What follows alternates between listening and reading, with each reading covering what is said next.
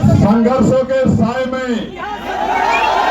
घनघोर जवानी पलती है और इतिहास उधर झुक जाता है जिस और जवानी चलती है। आपको बता दूं, जो भी समझिए कोई मोदी जी का समर्थक है या भाजपा का वोटर है, तो उससे बहुत सहज होकर बात कीजिए, क्योंकि एक चीज हमेशा ध्यान रखिए आप लोग कि भाई हमें बीमार से नहीं लड़ना है, बीमारी से लड़ना है। तो हमें बोलना सिखाया है, ये एंटी नेशनल नहीं है, हमारे हीरो है। तो फिलहाल हमारे क्या है, क्या तो 19 तक सरकार हार मानेगी या 20 में हम लोग इस तानाशाही हुकूमत को हरा देंगे। मेरी बात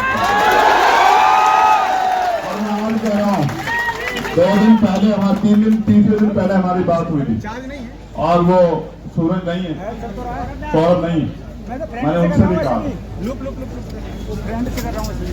अरे भाई बगल हो जाए। बहुत लोग आएंगे, ये सोना नहीं रहेगा। मेरी बात को आप याद रखिए, अगर ये आज के बाद सोना रह जाए तो आप मुझसे सवाल होगा ना। मैंने पिछले 16 साल से आंदोलन किए,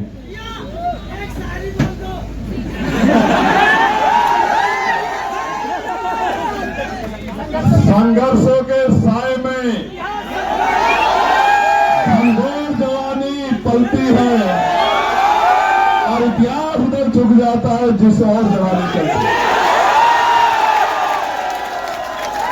और मैं तो चाहता हूँ से लेके और आखिरी मिनिस्टर तक हमें हर जगह पे एक ना एक नौजवान बैठा हूं। मैं तो ये चाहता हूँ, मेरी तो इच्छा है कि नौजवान देश संभाले और जो भ्रष्ट व्यवस्था हो उसको चीर के ऐसी व्यवस्था लागू करें कि कोई अंतिम व्यक्ति भी अपने आप को अकेला महसूस ना करे और उसके अधिकारों का हनन भी ना हो, जो जाति बंद हो और ये जो भ्रष्टाचार की व्यवस्थाएं चल रही है बर्बाद करने वाली, ये भी खत्म। धन्यवाद। ये जो कर रही है, ये बहुत सालों से कर रही है और हमने देखा है कि ये लोग बस सीता के पति का नाम ले लेके मीरा के पति का कर रहे हैं। ये सरकार में कोई मोरालिटी नहीं है, कोई शर्म नहीं है।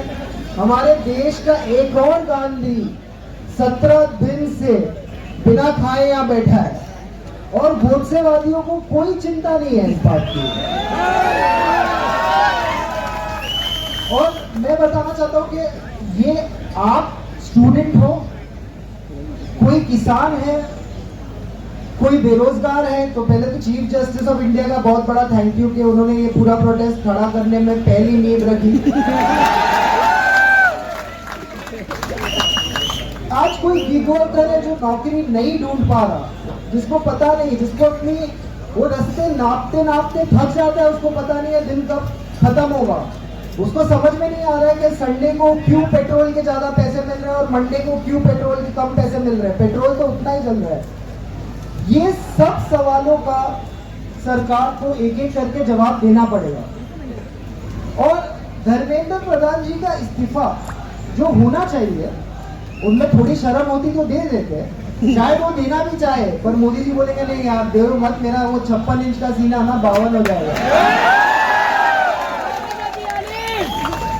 तो आज नहीं तो कल आपको इस्तीफा देना ही है।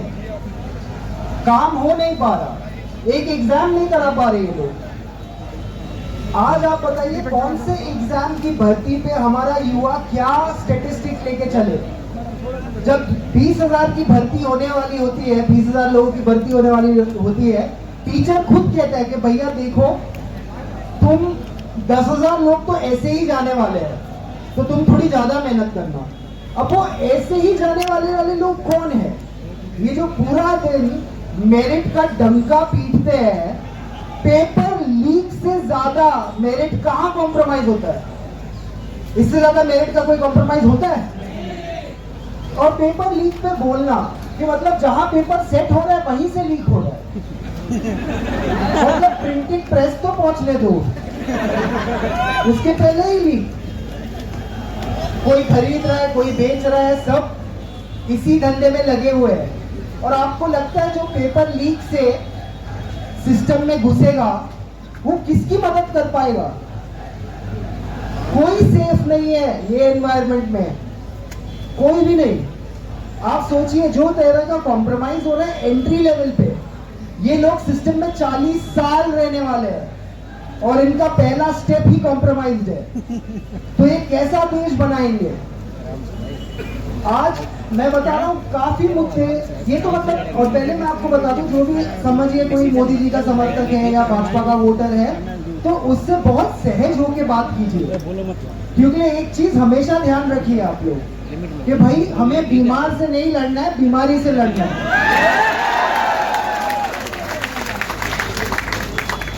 तो बस आप देखिए, उनसे बात कीजिए, उनको समझाइए। पर अगर वो लॉजिक पे आते हैं ना कि हाँ मोदी जी ने किया है, सोच समझ के ही किया होगा, तो फिर अपना समय और बर्बाद मत कीजिए, दूसरे आदमी के पास जाइए।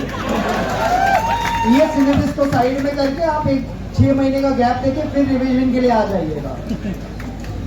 पर मैं आज कहना चाहता हूँ कि ये देश सोनम वांगचुक जी के साथ खड़ा हो, ये देश अभिजीत दीप्ते के साथ खड़ा हो, ये देश वो स्टूडेंट्स के साथ खड़ा हो जिनके साथ खराब हुआ है, जिनके साथ पूरी तरह से अन्याय हुआ है। और आगे जाते हुए हम सब मुद्दों पे बोले। आज हम धर्मेंद्र प्रधान पे बोलेंगे और इसके बाद हम एजुकेशन सिस्टम पे बोलेंगे, इसके बाद हम किसानों के लिए बोलेंगे, इसके बाद हम बेरोजगारी पे बोलेंगे। हम हर मुद्दे पे बोल सके, उसके लिए स्पेस रहे। और स्पेस इसीलिए है क्योंकि मीडिया निकम्मा होकर कोई चीज पे बोल नहीं पा रहा। आज मीडिया में बड़ी बड़ी नौकरी करने वाले एक सवाल नहीं पूछ पा रहे सरकार से, एक नहीं, हमसे पूछे जा रहे हैं आप यहाँ क्यों आए? अरे हम क्या डांडिया की प्रैक्टिस करने आए हैं? पेपर लीक नहीं होता तो नहीं आते। फिर मैं इतना ही कहना चाहता हूँ कि जो माँ बाप अपने बच्चों को ये प्रोटेस्ट में नहीं आने दे रहे और जो वो माँ बाप डर रहे हैं कि अगर उनके बच्चे यहाँ आ जाएंगे तो उनके फ्यूचर का क्या होगा, अगर आप इतना डर रहे हो प्रेजेंट में तो फ्यूचर बचा ही कहाँ है?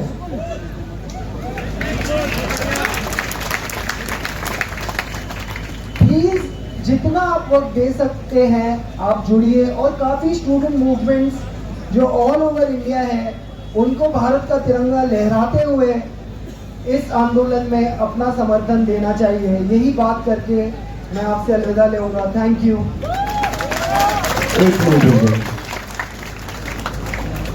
पिछले 10 साल से मैं कॉलेज में हूँ या मेरा जस्ट हाई स्कूल खत्म हुआ होगा, तब कुणाल भाई ने अपना पहला वीडियो डाला था। और जब से उन्होंने अपना पहला वीडियो डाला है उनके खिलाफ एक नैरेटिव बनाया गया है कि ये एंटी नेशनल है।